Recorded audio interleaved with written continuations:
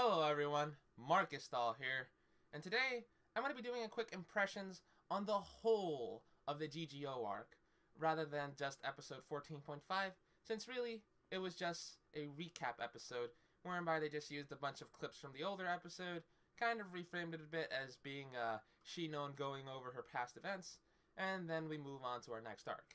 Nothing really all that special here. With that, let's get this started.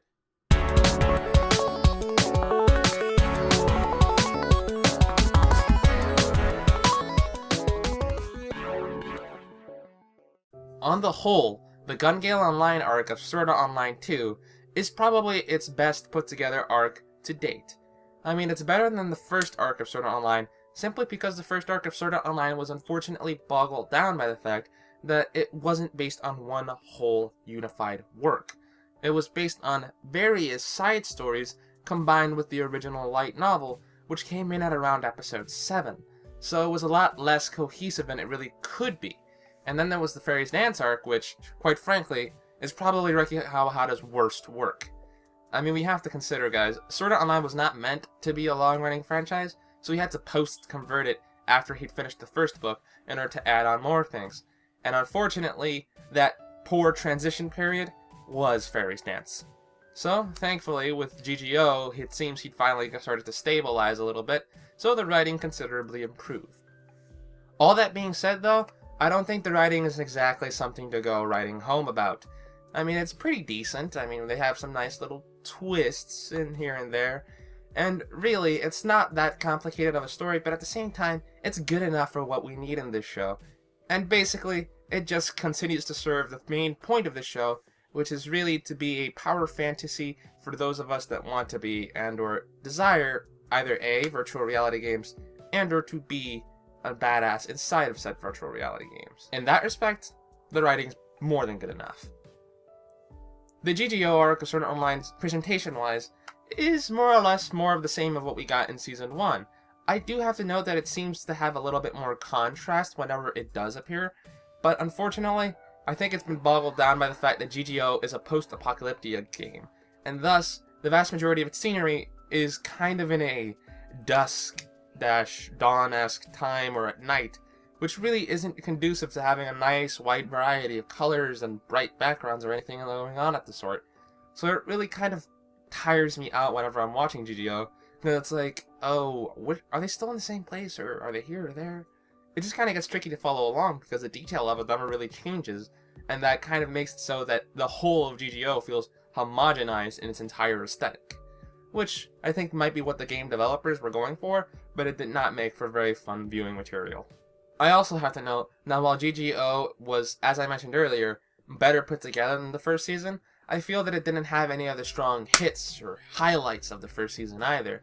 I mean, the best fight that we got this season, in my opinion, was a battle against Death Gun, as well as the one with Pale Rider and Dine, which, while both were interesting in their own right, they don't even come close, in my belief, to the fight between Kirito and the Gleam Eyes, or against Ilfang and the Cobalt Lord, or against Kayaba Akihiko when he was still trying to be the guild leader. So, overall, while they were good fights in this season, and everything was good, it never reached the, oh my god, what is, that just plain old awesome, that the first season had. Although that might also just be me, because guys, I'm not the biggest first-person shooter fan. I can play them, I can tolerate them, and I can certainly enjoy them, but I'm not exactly going to pick them over a nice 80-hour RPG anytime soon. I might almost say that it's kind of almost a little bit below the fight between Kirito and Eugene, even, in the Fairy's Dance arc, which is kind of astonishing considering that there was anything good of the Fairy's Dance arc.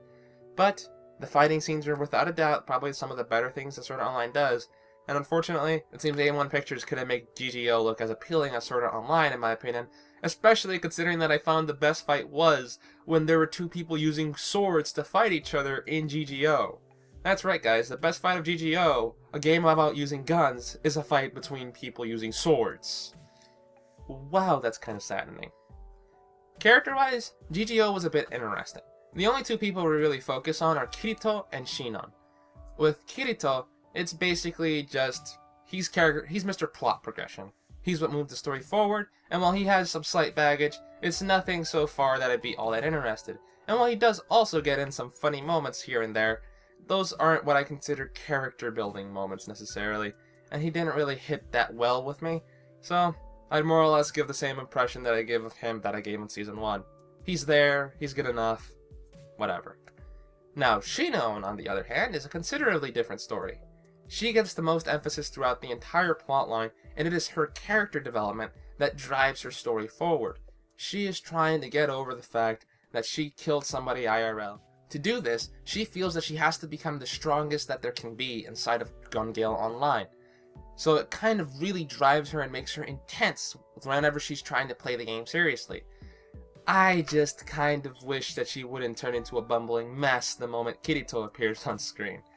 I mean, the moment he appears, she either loses track of things, in other words, almost forgetting the time and having to admit. I just find it unfortunate that she has to lose her brains the moment Kirito appears on screen. I mean, come on guys, even if she is helping out a new player, almost forgetting to sign up for the deadline of the thing that you consider the most important thing of your life at the moment in time, all of a sudden in the middle of combat choosing not to snipe a guy just because he's kind of looking depressed, choosing to forgo shooting the guy that you just said you were going to shoot just because he happens to jump on top of you and wants to look at something. I mean, come on guys, the first 2 episodes showed her off as a form of Ice Queen in some degrees, and somebody that is dedicated, hardcore, and she's gonna take down what comes to her. And then all of a sudden Kirito shows up, it's like, everything that I do must revolve around you now. Really? Just, really? Oh well, at the very least when Shinon was happy, it was fun. I especially still have in my mind that one particular scene where she just throws a grenade at Kirito and glomps onto him and prevents him from running away, so they both blow up, martyrdom style, I suppose. No wait, martyrdom, she would have already been dead. Still double KO. Other than Kirito and Shinon, everybody else basically gets very little screen time.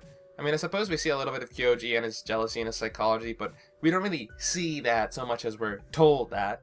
And then there's the rest of the crew, which basically gets completely sidelined and doesn't do anything in the show. So, yeah, I suppose the best we got out of them was Asuna holding Kirito's hand while he was playing a video game in VR, whereby he has approximately only 1% of a sensation of the real world. So, yeah, 1%. So, as I said, everyone, overall, the GGO arc of Sword Art Online is probably the most consistent and well put together one that they've gotten so far. So, if you want to try to introduce someone to Sword Art Online, and are trying to get them into it without having to introduce the whole baggage of sporadicness of the first arc, and or the, well, train wreck that was the second one, I think this one might be just enough in order to try to get somebody in. But at the same time, guys, if somebody didn't enjoy the first season of Sword Art Online, they probably won't enjoy the second one much better. Well then everyone, that just about does it for my impressions of the GGO arc of Sword Art Online. I'm awaiting with great anticipation the Mother's Rosario arc that should be coming up after the next 3 episodes, where they're going to be going into the Caliber arc, which I didn't really pay that much attention to. But anyhow, let's just say I'm really excited for what's going to be coming up in this season, and I think that it might be able to pull off something a little bit better than what we've gotten off so far. With that, everyone, do remember to rate, comment, favorite, and subscribe in order to help out my channel, and definitely make sure to share down below your thoughts in the comment section, since it's always fun to get everyone's opinions on this stuff, and let's make this a discussion just to make things a little bit more interesting. With that, everyone, this has been Marcus Dahl, logging out.